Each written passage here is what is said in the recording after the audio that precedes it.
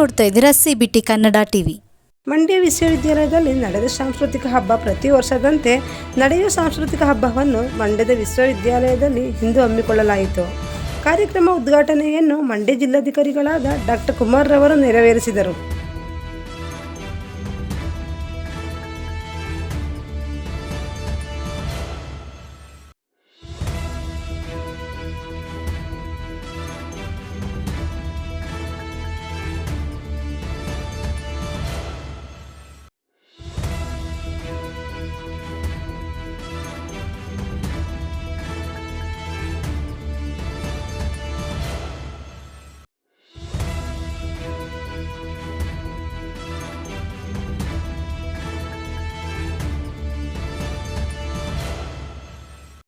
ಜಿಲ್ಲಾ ದಂಡಾಧಿಕಾರಿಗಳಾದ ಶ್ರೀಯುತ ಡಾಕ್ಟರ್ ಕುಮಾರ್ ಅವರಿಗೆ ಮತ್ತು ಸಹಕರಿಸಿದ ಎಲ್ಲ ಗಣ್ಯರಿಗೆ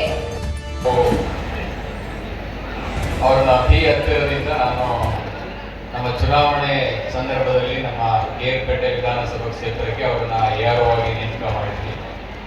ಚುನಾವಣಾ ಸಂದರ್ಭದಲ್ಲಿ ಬಹಳ ಯಶಸ್ವಿಯಾಗಿ ಬಹಳ ಸಮರ್ಥವಾಗಿ ಚುನಾವಣೆ ಕೆಲಸವನ್ನು ಮಾಡಿದರು.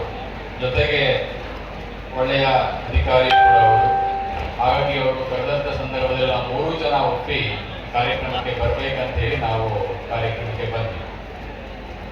ಮಾನ್ಯ ಕುಲಪತಿಗಳು ಸಹ ಮಂಡ್ಯಗೆ ಸರ್ವಾಂಗೀಣ ವ್ಯಕ್ತಿತ್ವವನ್ನು ನಿರ್ಮಾಣ ಮಾಡುವಂಥ ನಿಟ್ಟಿನಲ್ಲಿ, ಗುಣಾತ್ಮಕ ಶಿಕ್ಷಣವನ್ನು ಕೊಡುವ ನಿಟ್ಟಿನಲ್ಲಿ, ಗ್ರಾಮೀಣ ಪ್ರದೇಶದ ವಿದ್ಯಾರ್ಥಿಗಳ ಬೆಳವಣಿಗೆಗೆ, ಅವರ ವ್ಯಕ್ತಿತ್ವದ ವಿಕಸನಕ್ಕೆ ಒಳ್ಳೆಯ ಶಿಕ್ಷಣವನ್ನು ಕೊಡುವಲ್ಲಿ ಕೂಡ ಕಾರ್ಯನಿರತರಾಗಿದ್ದಾರೆ. ಅವರು ಕೂಡ ಅನುಭವಿಗಳಿದ್ದಾರೆ, ಜ್ಞಾನಿಗಳಿದ್ದಾರೆ. ಹಾಗಾಗಿ ಅವರು ಕೂಡ ನಾನು ವಿಶೇಷವಾಗಿ ಅಭಿನಂದನೆಗಳನ್ನು ಸಲ್ಲಿಸ್ತೇನೆ. ಇವತ್ತು ಸಾಂಸ್ಕೃತಿಕ ಕಾರ್ಯಕ್ರಮ ಕಾಲೇಜಿನಲ್ಲಿ ಹಮ್ಮಿಕೊಳ್ಳಲಾಗಿದೆ.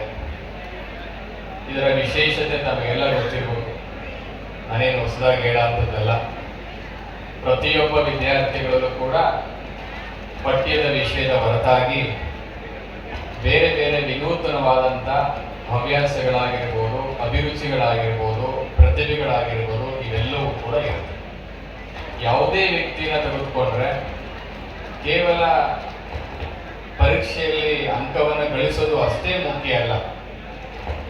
ಪರೀಕ್ಷೆಯಲ್ಲಿ ಅಂಕವನ್ನು ಯಾರು ಬೇಕಾದರೂ ಗಳಿಸ್ಬೋದು. ಇಡೀ ವರ್ಷ ನಾವು ಓದ್ತೇವೆ, ಅದಕ್ಕೊಂದು ಸಿಲೆಬಸ್ ಇರುತ್ತೆ,